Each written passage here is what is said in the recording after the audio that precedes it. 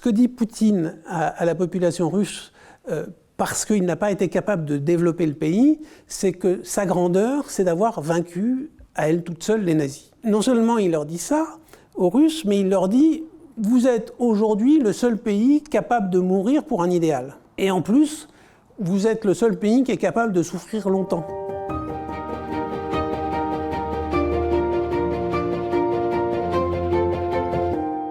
Jean-François Boutor, bonjour.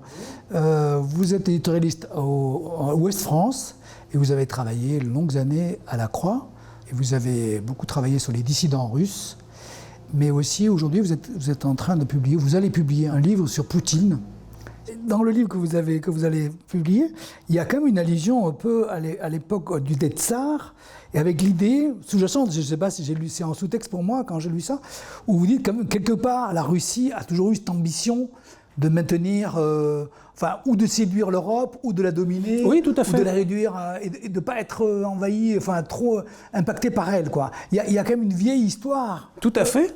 Oui, mais ça, c'est plus que mafieux, c'est plus profond. Non, ça c'est tout à fait, c'est la deuxième chose qu'il faut dire, c'est qu'il y a une espèce de complexe russe qui est formulé en gros sous Pierre le Grand, qui vient d'ailleurs, il vient clandestinement en Europe observer les navires, etc. Quand il rentre, il rentre avec une obsession, c'est-à-dire qu'il a constaté le retard économique, technologique de la Russie, et il dit il faut rattraper l'Occident. C'est une obsession qu'on va retrouver dans toute l'histoire de la Russie, jusque dans l'Union soviétique. Et il y a même un mot en russe, c'est Dagnat, et c'est un slogan sous Khrouchtchev. Il faut rattraper l'Occident. C'est pour ça qu'on a ces blagues. Vous savez, à l'époque russe, soviétique, on avait un certain nombre de blagues sur on a les plus gros chars, on a les plus gros immeubles, on a les plus grosses voitures, et on a même les plus gros micro-ordinateurs du monde. Et c'était une vraie obsession de rattraper l'Occident et, d'une certaine manière, de devenir une puissance dominatrice, oui. L'ambition de puissance, c'est un facteur qui existe et c'est d'une grande naïveté de ne pas vouloir le considérer. Mais là, vous estimez qu'avec Poutine, on est dans autre chose, on est dans un autre système politique qui est un système totalitaire. Ce qui s'est passé, c'est que, alors d'abord, par rapport à l'Empire russe, bien sûr, on a la reconstitution d'un ordre totalitaire qui n'est pas exactement celui de l'ordre soviétique, de l'ordre stalinien, mais quand même, la grande idole de Poutine, c'est Staline. Il critique, dans sa fameuse intervention où il annonçait qu'on allait vers la guerre, il expliquait que c'était une erreur de Lénine d'avoir accordé l'indépendance à l'Ukraine, mais par contre, il considère que Staline a sauvé la Russie, bien sûr. Et pourquoi il le fait d'ailleurs ? Il le fait parce que, et ça c'est une chose qu'il faut aussi avoir en tête, ce qui sert depuis plusieurs années à la population russe, faute d'avoir pu développer le pays, parce que les ressources russes aujourd'hui, ce sont des ressources énergétiques. Mais comme la plupart des pays qui ont des grandes sources d'énergie, ces pays-là, c'est leur malheur d'une certaine manière, c'est-à-dire qu'ils ne travaillent pas à construire le reste de l'économie. Ce que dit Poutine à la population russe, parce qu'il n'a pas été capable de développer le pays, c'est que sa grandeur, c'est d'avoir vaincu à elle toute seule les nazis. Et non seulement il leur dit ça aux Russes, mais il leur dit « Vous êtes aujourd'hui le seul pays capable de mourir pour un idéal. Et en plus, vous êtes le seul pays qui est capable de souffrir longtemps. » Et il leur sert ça en leur disant « Ça, c'est des atouts qui vont vous permettre, et qui vont nous permettre de restaurer la grandeur de la Russie. Nous n'avons pas fini le travail, les nazis sont de retour, notamment en Ukraine. » Alors, qu'est-ce qu'on entend par les nazis en Union soviétique d'abord et dans la Russie d'aujourd'hui ? En réalité, ce n'est pas les nazis tels que nous en avons une idée d'une idéologie particulière. Depuis la fin de la Seconde Guerre mondiale, pour désigner un adversaire dans ce monde communiste, on dit c'est un fasciste. C'est ça que signifie le mot nazi. Ça veut dire simplement c'est des gens dont on veut se débarrasser parce qu'ils sont un caillou sur notre route. Et effectivement, pourquoi Poutine est extrêmement gêné par l'expérience démocratique ukrainienne avec toutes ses limites, c'est que précisément cette expérience continue. depuis l'indépendance en 91, on a toujours eu des élections législatives et présidentielles qui ont été incertaines, qui n'ont pas été si gravement manipulées qu'on puisse dire qu'elles sont antidémocratiques. On a un pays qui a choisi de s'orienter vers l'économie de marché, vers l'Europe, et ce qui gêne Poutine, c'est si ça existe là où ça existait avant, c'est pas gênant, mais si c'est un peuple dont on dit qu'au fond c'est nous-mêmes ou presque, ça veut dire que les Russes peuvent avoir envie de ça. Et si ça marche en Ukraine, pourquoi ça ne marcherait pas en Russie? Mais si ça doit marcher en Russie, ça ne peut pas marcher avec le régime qui existe comme ça. Ça ne peut pas marcher avec le régime KGBiste qui est en place aujourd'hui à Moscou. Donc vous pensez que c'est ça l'objectif de Poutine, c'est d'empêcher toutes ces velléités démocratiques d'atteindre la Russie? Tout à fait. Mais alors ça veut Mais il dire... le dit, il l'a dit dès 2004, quand il y a eu la fameuse révolution orange. Qu'est-ce que c'est la révolution orange? Il y a une élection présidentielle avec plusieurs candidats, dont l'un est pro-russe. Il y a une énorme pression russe sur l'administration, sur les administrations ukrainiennes. Il y a des conseillers, ils appellent ça des technopolytechniciens, politiciens qui viennent manipuler l'opinion. Et sort des urnes, au deuxième tour, on annonce la victoire du pro-russe. Or, les observateurs ont observé des fraudes massives, il y a eu des manipulations massives. Et la population sort et ne veut pas de ce résultat.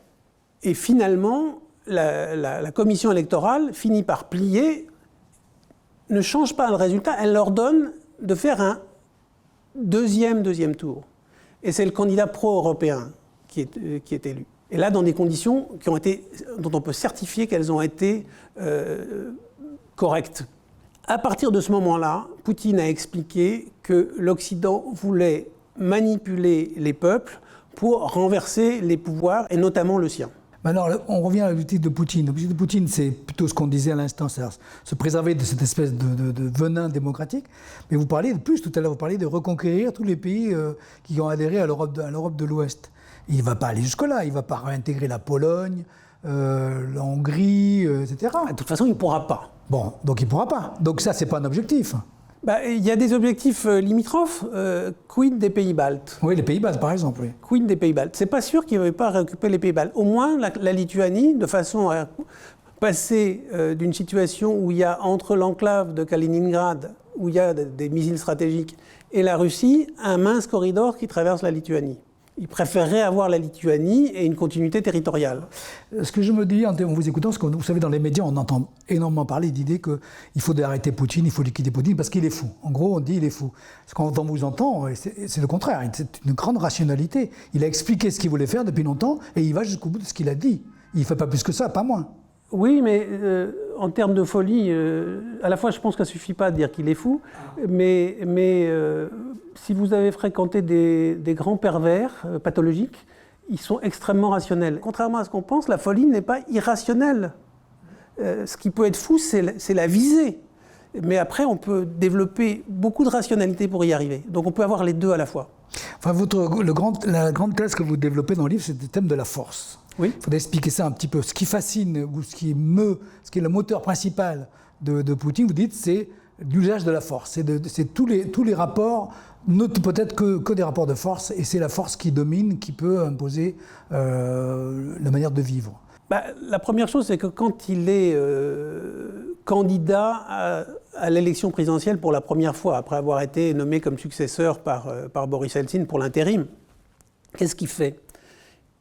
Il fait écrire un livre d'entretien à son sujet pour se présenter. Et qu'est-ce qu'il raconte? Il raconte que quand il était à Leningrad enfant, jeune adolescent, il était lui-même un voyou et qu'il tapait le premier. Et qu'il a appris de la violence des cours de Leningrad que même quand on n'était pas le plus fort, il fallait taper le premier parce qu'on avait des chances d'empêcher le plus fort, de dissuader le plus fort de continuer. Donc l'emploi de la violence et une certaine réflexion sur l'emploi de la violence, c'est ce qui le caractérise. Et lui ne croit qu'à la force. Autre exemple, en 2000 encore, il y a ce fameux naufrage du Kursk, ce sous-marin. Les pays de la Baltique, je ne sais plus si c'est les Suédois ou les Norvégiens, lui proposent de renflouer le bâtiment et donc de sauver probablement une partie de l'équipage. Il refuse. Parce qu'il ne veut pas montrer qu'il est en position de faiblesse. Il veut montrer qu'il est un homme fort. Et il affirme à son peuple qu'il est un homme fort parce qu'il accepte que les gens meurent. Il ne pliera pas. La mort de quelqu'un, ce n'est pas quelque chose qui l'intimide. Et donc, il est dans ce culte-là. Et alors, en termes de communication, il n'a pas arrêté de le faire. Il se met en scène alors comme un grand sportif, comme un type qui fait de la plongée. Enfin, on a tout vu. On a tout vu. Y compris de voler en deltaplane avec ceux qui accompagnaient les oies en migration. On parle de la force brute. Oui. Donc ça veut dire quoi? Ça veut dire qu'il n'y a pas de négociation possible, il n'y a pas de dialogue, il ne croit pas du tout à la diplomatie, il croit que à la force, c'est ce que vous dites? Non, il croit à la négociation en disant, ce que disait d'ailleurs déjà Khrouchtchev, nous négocions, chez moi il n'y a rien à négocier, mais chez vous tout. Regardez ce qui vient de se passer sur l'accord sur les céréales. Il y a un accord qui est signé sur les céréales pour permettre que les navires puissent quitter notamment le port d'Odessa en toute sécurité pour aller vendre des céréales, apporter des céréales qui seront vendues à des pays en Afrique, en Asie, etc. Le lendemain de cet accord signé, des missiles tombent sur le port. Et ils commencent par dire non, c'est pas vrai, et puis finalement, ils assument complètement en disant c'est vrai. Donc c'est la manifestation de la force qui revient en permanence chez lui. Alors, la négociation, on peut dire, c'est juste la continuation de la force par d'autres moyens.